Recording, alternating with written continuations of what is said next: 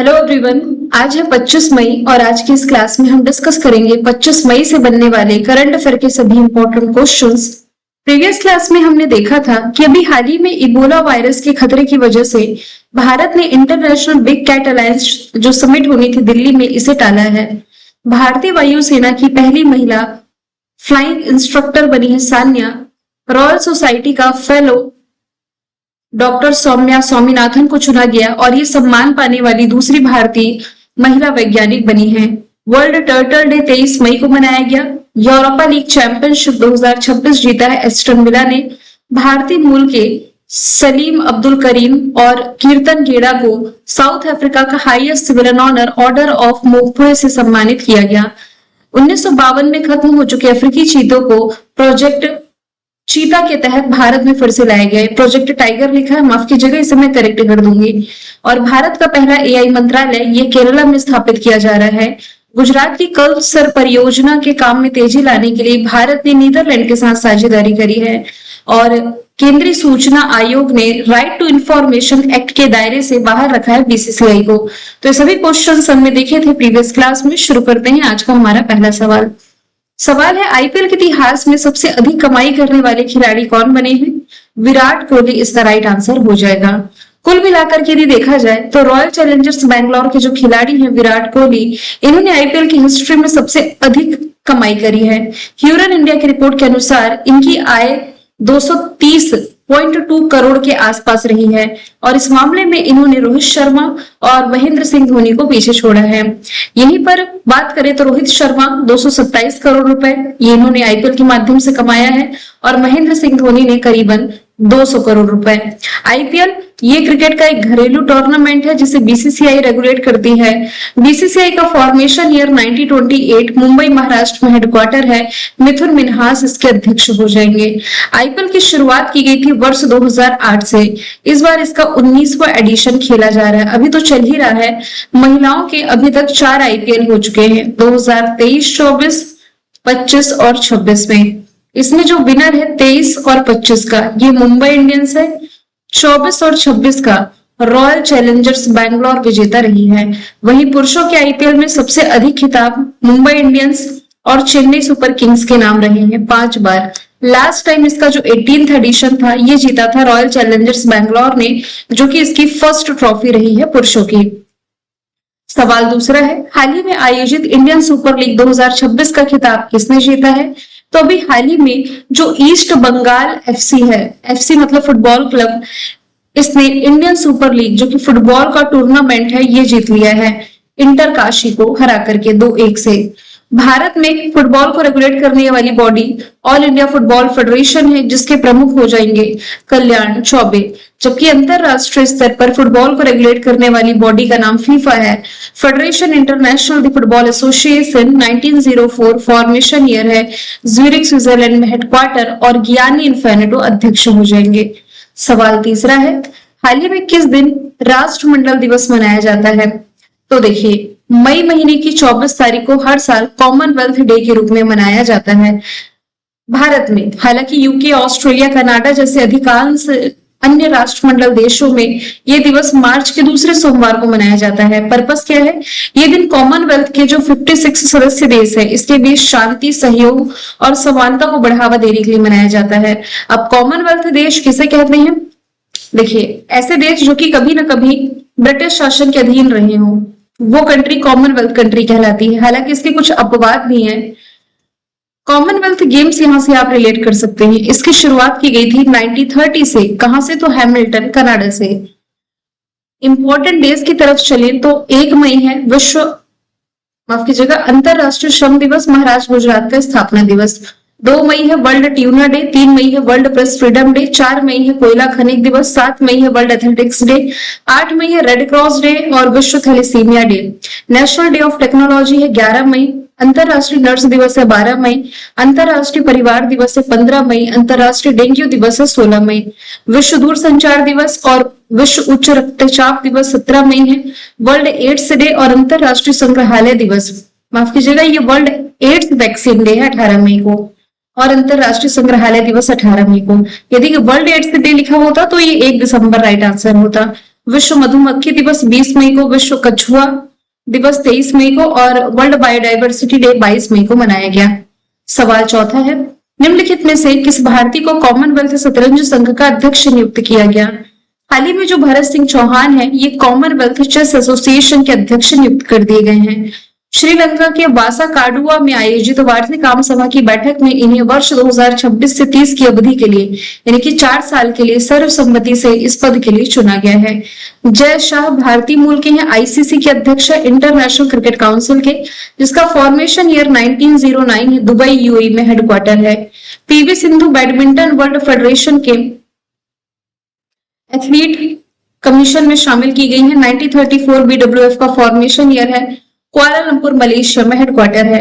अंतरराष्ट्रीय स्तर पर चेस को रेगुलेट करने वाली बॉडी है फिडे, इंटरनेशनल चेस फेडरेशन। 1924 इसका फॉर्मेशन ईयर है, लॉजेन स्विट्जरलैंड में हेडक्वार्टर है।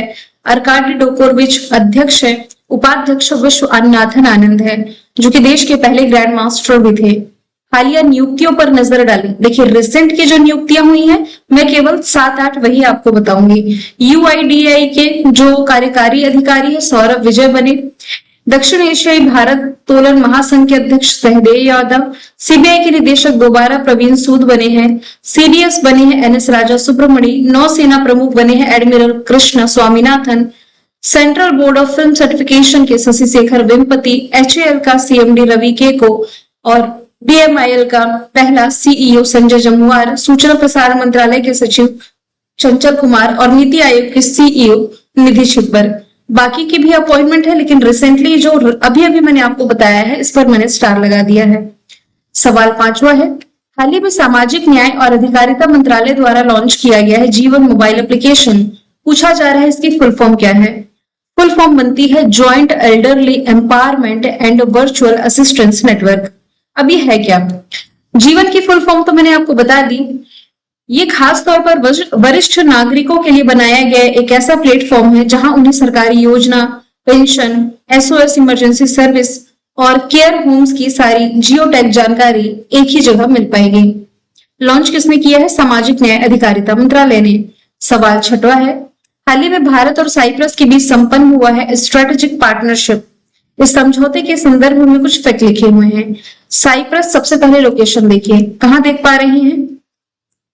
ये आपका सेंट्रल एशिया के नीचे यदि आप देखेंगे इधर ब्लैक सी के नीचे आपका टर्की एशिया में है, यूरोप में। देखिए टर्की ये जो पूरा है ये एशिया में है। टर्की का वह हिस्सा जो एशिया में आता है इसे हम कहते हैं अनातोलिया। टर्की का केवल जो सबसे बड़ा शहर है यहाँ पर इस्तांबुल, ये आएगा इधर यूरोप महाद्वीप में। और टर्की का वह हिस्सा जो यूरोप में आता है इसे हम कहते हैं थ्रेस, है ना। तो इसी टर्की के नीचे यदि आप देखेंगे ये वाला पूरा एरिया मेडिटेरियन सी का है।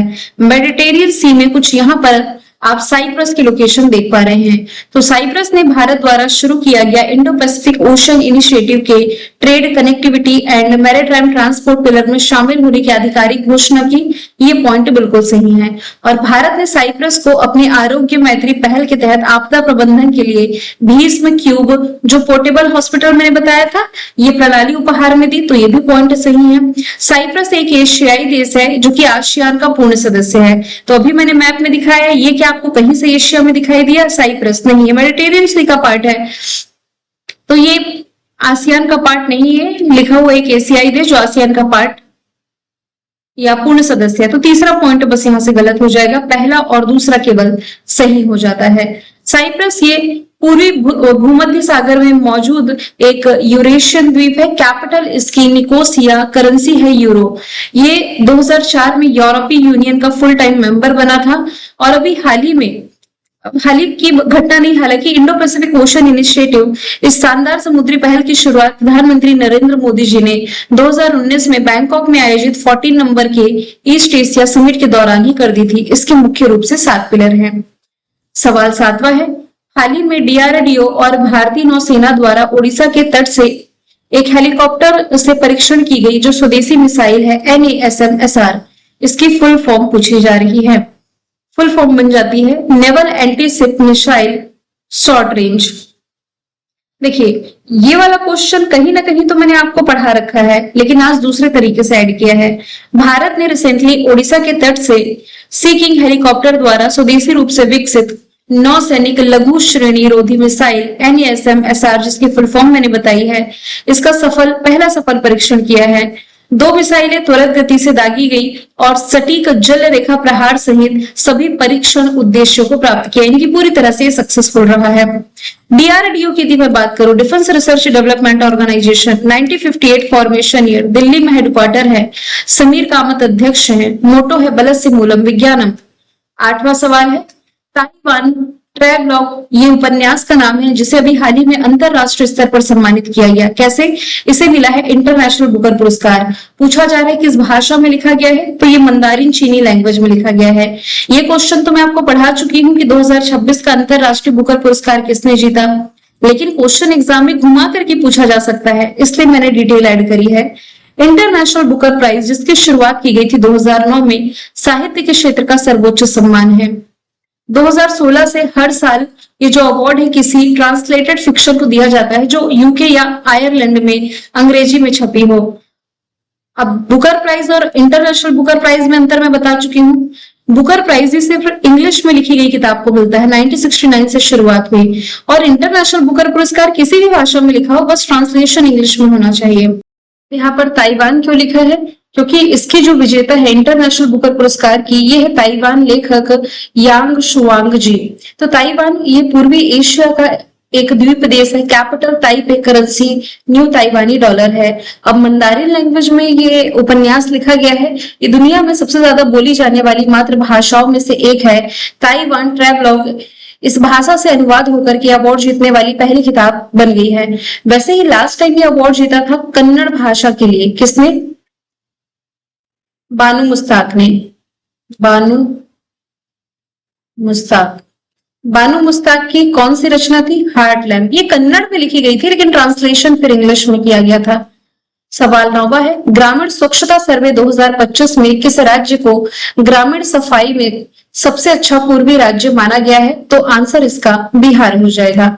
ग्रामीण स्वच्छता सर्वे 2025 में बिहार को पूर्वी भारत का सबसे साफ राज्य माना गया। सर्वे में राज्यों को ग्रामीण सफाई, ODF यानी कि खुले में शौच मुक्त आप कह सकते हैं, ODF सस्टेनेबिलिटी, वेस्ट मैनेजमेंट यानी कि कचरा प्रबंधन, कम्युनिटी पार्टिसिपेशन यानी कि समुदाय की भागीदारी कैसे है, इस आधार पर एवेल्युएट किया गया है।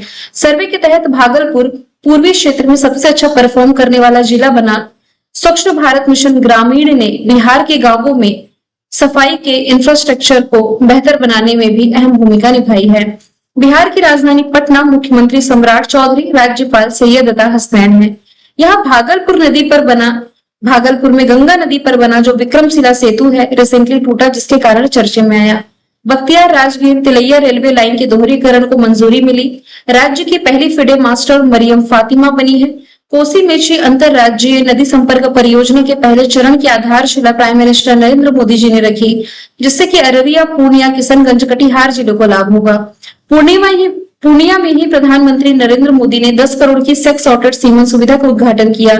लास्ट ईयर खेलो इंडिया यूथ गेम्स में जो बिहार ने होस्ट किए थे, महाराष्ट्र टॉप पर, बिहार 15वें स्थान पर। देश में पहली बार डिजिटल वोटिंग की सुविधा बिहार में शुरू की गई। बिहार कैबिनेट ने महिलाओं के लिए सरकारी नौकरियों में 35% के आरक्षण हेतु अधिवास नीति की घोषणा करी। नबीनगर सुपर थर्मल परियोजना के दूसरे चरण की आधारशिला रखी गई। तांबे से बना पापू टावर पटना में, बिहार के दरभंगा में एम्स की आधारशिला और जातीय आधारित जनगणना शुरू करने वाला पहला राज्य बिहार है। सवाल 10वां है, वामन वन किस राज्य केंद्र शासित प्रदेश के वन विभाग द्वारा शुरू की गई एक नई पारिस्थितिकी और शैक्षिक पहल है? तो रिसेंटली दिल्ली के द्वारा आप कह सकते हैं पर्यावरण संरक्षण के लिए शुरू की गई पहल, जिसका नाम वामन वन है। इस परियोजना का उद्देश्य है छात्रों और बच्चों में प्रकृति और जैव विविधता के प्रति अवेयरनेस बढ़ाना, और इस पहल में बौनी और लघु पौधों की प्रजातियों को शामिल किया जाएगा। वामन वन को दिल्ली के पश्चिमी वन क्षेत्र में विकसित किया जाएगा। दिल्ली के करंट अफेयर यदि हम रिलेट करें तो यहाँ पर कमांडर्स कॉन्फ्रेंस का पहला एडिशन अप्रैल के महीने में हुआ। माटी 9 नामक पूर्वांचल महोत्सव, लखपति बिटिया योजना की शुरुआत की गई। Smile international film festival for youth and children, 44 number का भारत अंतरराष्ट्रीय व्यापार मेला, राजीव वर्मा दिल्ली के मुख्य सचिव बने। सेमिकॉन इंडिया समिट यहीं आयोजित की गई। विश्व बैडमिंटन चैंपियनशिप इस साल दिल्ली होस्ट करेगा। दिल्ली पुलिस के नए आयुक्त सतीश गोलचा बने हैं। 100% सोलर एनर्जी से चलने वाली विधानसभा बनी दिल्ली की। सेंट्रल विस्टा प्रोजेक्ट के तहत बना कर्तव्य भवन का उद्घाटन यहीं किया गया। क्लाउड सीडिंग यानी कि आर्टिफिशियल रेन को यहाँ मंजूरी मिली और देश का पहला ई बस डिपो पार्क दिल्ली में बना। मैंने कल आपसे पूछा था ऑपरेशन रेड पिल किस सुरक्षा एजेंसी द्वारा चलाया गया महत्वपूर्ण अभियान है, जिसका आंसर था एनसीबी, नारकोटिक्स कंट्रोल ब्यूरो। आज का सवाल है आपका, सिलीगुड़ी कॉरिडोर जिसे आप चिकन नेक कहते हैं किन दो देशों के बीच स्थित है, जिसका बड़ा हिस्सा जो है इसे पश्चिम बंगाल सरकार ने केंद्रीय एजेंसियों को स्थानांतरित किया है। आंसर इसका जो भी है कमेंट बॉक्स में बताएं। मिलेंगे नेक्स्ट क्लास में। Thank you so much.